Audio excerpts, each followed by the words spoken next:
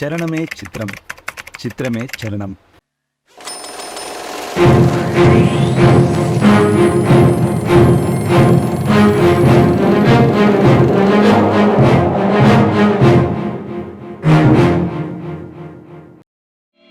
Hi hello అందరికీ నమస్తే. మరో రివ్యూతో మీ ముందుకు వచ్చేసింది సినీవాలి. 2017లో భారతీయుడు 2కి సీక్వెల్ అనౌన్స్ చేశారు. 2019లో షూటింగ్ స్టార్ట్ చేశారు. అనేక అడ్డంకుల తర్వాత ఈ సినిమాను ఎట్టకేలకు మొన్ననే రిలీజ్ చేశారు. ఇంత వెయిట్ చేయించిన ఈ సీక్వెల్కు నిజంగానే అంత వెయిటేజ్ ఉందా? శంకర్ తిరిగి ఫామ్లోకి వచ్చారా? అసలు భారతీయుడు 2తో శంకర్ ఏం చెప్పాలనుకున్నారు? రండి రివ్యూలో తెలుసుకుందాం. సేనాపతి దేశం కోసం ఎంతకైనా తెగించే ఓ తెంపరి, తన సొంత కొడుకును సైతం క్షమించని ఓ నికార్సైన వ్యక్తి. అవినీతి మొక్క తన ఇంట్లో ఉన్నా సరే పీకి పారేయాలనే ఆదర్శం కలిగిన ఓ గొప్ప ట్రూ ఇండియన్. మరి అలాంటి సేనాపతి 96 తర్వాత ఏమైపోయాడు? ప్రస్తుతం దేశంలో ఉన్న సమస్యలపై మళ్ళీ భారతీయుడే తిరిగి వచ్చి పోరాడితే? ఓ కథగా చెప్పుకుంటే ఈ సినిమా కథ ఇంతే. అయితే ప్రస్తుతం దేశంలో ఉన్న పరిస్థితులు ఏంటి? 96కి ఇప్పటికీ ఎంత తేడా ఉంది? ఈ 25 ఏళ్లలో అవినీతి, లంచగొండితనం తమ రూపాన్ని ఎలా మార్చుకున్నాయి? ఇలాంటి ఎన్నో ఇన్సిడెంట్స్ని సిద్ధార్థ్ అండ్ తన ముగ్గురు ఫ్రెండ్స్తో స్క్రీన్ మీద చెప్పే ప్రయత్నం చేశారు శంకర్.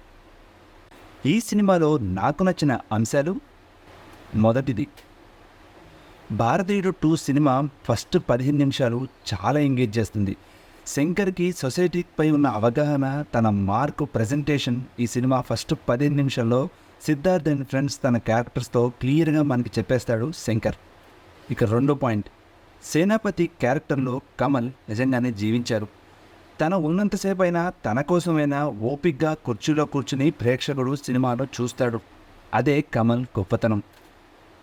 మూడో పాయింట్, ఇక సిద్ధార్థ్ అండ్ తన ముగ్గురు ఫ్రెండ్స్ ఉన్న క్యారెక్టర్స్ను సేనాపతి క్యారెక్టర్కు సమానంగా, ఇంకా చెప్పాలంటే ఎక్కువగానే వాళ్ళ స్క్రీన్ ప్రెజెన్స్ ఉండేలాగా రాసుకున్నారు శంకర్. ఓ రకంగా ఇది సినిమాలో కథలో చెప్పడానికి డెప్త్ను ఎక్కువగా క్రియేట్ చేసిందని చెప్పాలి. ఒక రకంగా ఇది ప్లస్ పాయింటే. అయితే దీని నెగిటివిటీస్ని మనం తర్వాత మాట్లాడుకుందాం.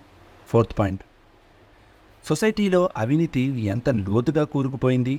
అలాంటి అవినీతిపరులైన వ్యక్తులు తమ కుటుంబాల్లోనే ఉంటే వారిపై తిరగబడితే జరిగే పర్యవసానాలు ఏంటి? ఈ విషయాన్ని సిద్ధార్థ్ అండ్ తన ముగ్గురు ఫ్రెండ్స్తో చాలా చక్కగా స్క్రీన్ పైన చూపించే ప్రయత్నం చేశాడు శంకర్. ఈ విషయంపై తన స్క్రీన్ ప్లే లేకపోతే ఆ సినిమాలో చూపించిన విధానం ఎలా ఉన్నా కానీ ఆ అటెంప్ట్కి మాత్రం నిజంగా మెచ్చుకోవాలి. అలాంటి ఐడియా అనేది సినిమా మీద ఇంకా గొప్ప మంచి ఇంపాక్ట్ని క్రియేట్ చేసింది. కాకపోతే దాని అవుట్పుట్ మీద విషయాలు మనం నెగిటివ్స్లో మాట్లాడుకుందాం. ఇక చివరిగా 5వ పాయింట్, ఈ భారతీయుడు 2 సినిమా మొత్తం రన్ టైం 3 గంటలు. ఈ 3 గంటల రన్ టైం చివర ఎండ్ టైటిల్స్లో భారతీయుడు 3 అంటే నెక్స్ట్ పార్ట్ సీక్వెల్ ఉండబోతుందని హింట్ ఇస్తూ ఆ సినిమాకి సంబంధించిన ఒక సూపర్ ట్రైలర్ను వదిలారు. నా వరకు ఆ 3 గంటల సినిమా కంటే లాస్ట్లో వచ్చిన 2 నిమిషాల ట్రైలరే చాలా బాగుందనిపించింది. ఒక రకంగా దాన్ని ఇంకో 2-3 సార్లు ప్లే చేస్తే బాగుండేదనిపించింది. ఇక ఈ సినిమాలో నాకు నచ్చని అంశాలు: మొదటి పాయింట్, పైన చెప్పినట్టు ఇంత 3 గంటల సినిమా కేవలం ఒక ట్రైలర్గా మిగిలిపోవడమే. అంటే నెక్స్ట్ వచ్చే పార్ట్కి ఈ సినిమా కేవలం ఒక ట్రైలర్గా మిగిలిపోయింది. లాస్ట్లో వచ్చిన ట్రైలరే హైలైట్ అయింది. దీనికి కారణం కూడా శంకరే అని నా పర్సనల్ ఫీలింగ్. ఎందుకంటే ఇంత సినిమా చూశాక ప్రేక్షకుడు లాస్ట్లో ఉసూరుమంటూ సీట్లోంచి లేవడం ఏ సినిమాకు కూడా మంచిది కాదు. ఈ డేంజర్ని రాజమౌళి తన బాహుబలి 1 సినిమాలో ముందే పసిగట్టాడు. కాబట్టే ఒక యోధుడైన అమరేంద్ర బాహుబలి క్యారెక్టర్ని డిజైన్ చేసి దానికి వై కట్టప్ప కిల్డ్ బాహుబలి అనే ఒక మెలికను పెట్టాడు. అప్పటికే అమరేంద్ర బాహుబలి వీరత్వాన్ని చూసిన ప్రేక్షకులు, కట్టప్ప బాహుబలి మధ్య ఒక థిక్కెస్ట్ బాండింగ్ని చూసిన ప్రేక్షకులు ఫిదా అయిపోయారు. దాన్నే బేస్ చేసుకుని తన రెండో పార్టీకి మంచి హైప్ని క్రియేట్ చేసుకోగలిగారు రాజమౌళి. ఈ విషయాన్ని, ఈ మ్యాజిక్ని క్రియేట్ చేయడంలో భారతీయుడు 2 సినిమా ఫెయిల్ అయింది. సెకండ్ పాయింట్, ఈ సినిమా చూశాక నాకు చివుక్కు అనిపించిన ఒక విషయం ఉంది. దాదాపుగా ఇదే ఫీలింగ్ నాకు రోబో 2.0 చూస్తున్నప్పుడు కూడా కలిగింది. 2.0 సినిమాలో పక్షిరాజు పాత్ర నిజంగా ఒక మంచి యుద్ధాన్ని చేస్తుంది. అతను చేసే యుద్ధంలో నిజంగా న్యాయం ఉంటుంది. అలాంటి పాత్రపై ప్రేక్షకుడికి సింపతి కూడా ఉంటుంది. కానీ శంకర్ తన రోబో 2.0 సినిమాలో ఆ క్యారెక్టర్నే విలన్ చేసి పారేశాడు. కోర్స్ చివరిలో రజనీకాంత్ చేత 2 నీతి వాక్యాలు చెప్పించినా అది ఒక పెద్ద గీత ముందు ఒక చిన్న చుక్క పెట్టినట్లే ఉంటుంది తప్ప ఆ సినిమాలో ఆ క్యారెక్టర్పై నిజంగా ఉండాల్సిన సింపతిని పూర్తిగా పాడు చేశారు శంకర్. సరిగ్గా ఇదే తప్పును భారతీయుడు 2లో సేనాపతి క్యారెక్టర్ పైన కూడా చేశారనిపించింది నాకు. ఎందుకంటే ఆడియన్స్ చేత విజిల్స్ క్లాప్స్ పడాల్సిన సేనాపతి క్యారెక్టర్ పైన సినిమాలోని జనాలు చెప్పులు రాళ్ళు విసరడం ఏదైతే ఉందో అది నాకు అస్సలు నచ్చలేదు.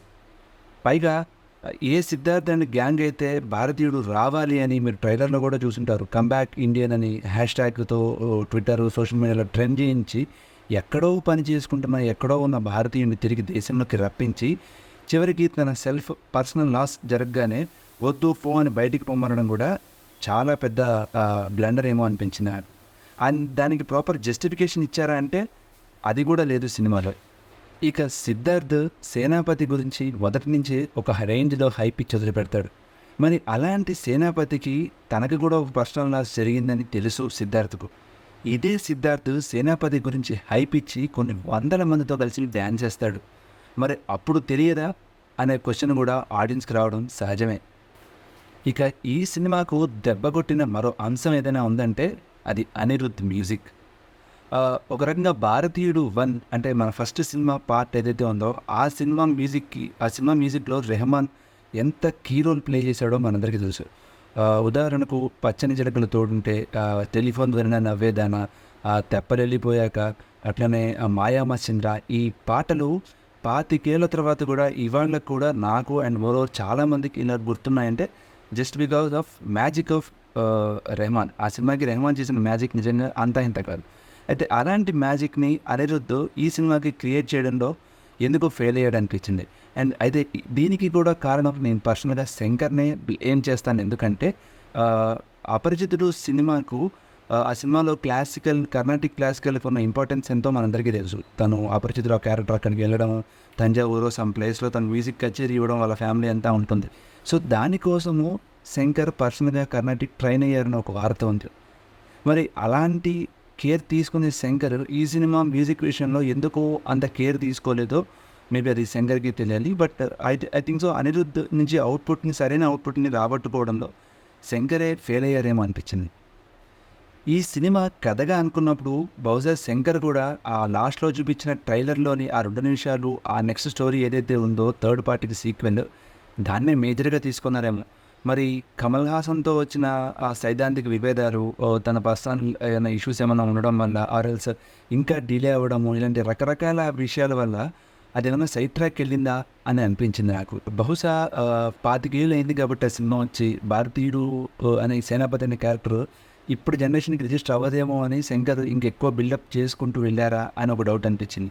దానికోసమే సిద్ధార్థన్ గ్యాంగ్ని వాళ్ళ కోసం హైప్ ఇచ్చి భారతీయుడు రావాలని చెప్పడం అండ్ దాని క్యారెక్టర్ ఒక బేస్ అండ్ డెప్త్ క్రియేట్ చేశారా అండ్ దీన్ని థర్డ్ పార్టీకి ఉపయోగించుకుంటారేమో అనిపించింది.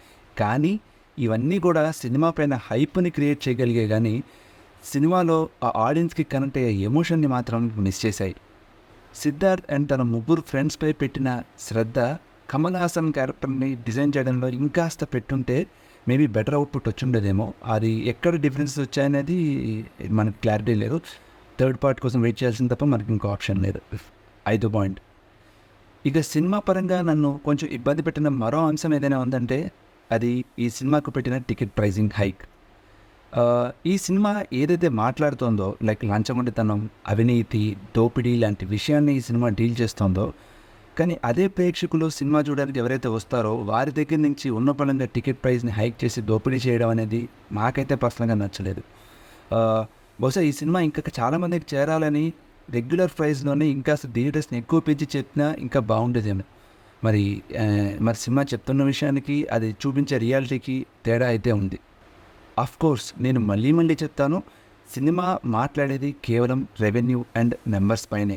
అయితే ఆ నెంబర్స్ని తమ కలెక్షన్ని పెంచుకోవడానికి ఇలాంటి విధానాలు, ఇలాంటి సినిమాలు చేయడం కరెక్ట్ కాదేమో అని నా ఫీలింగ్.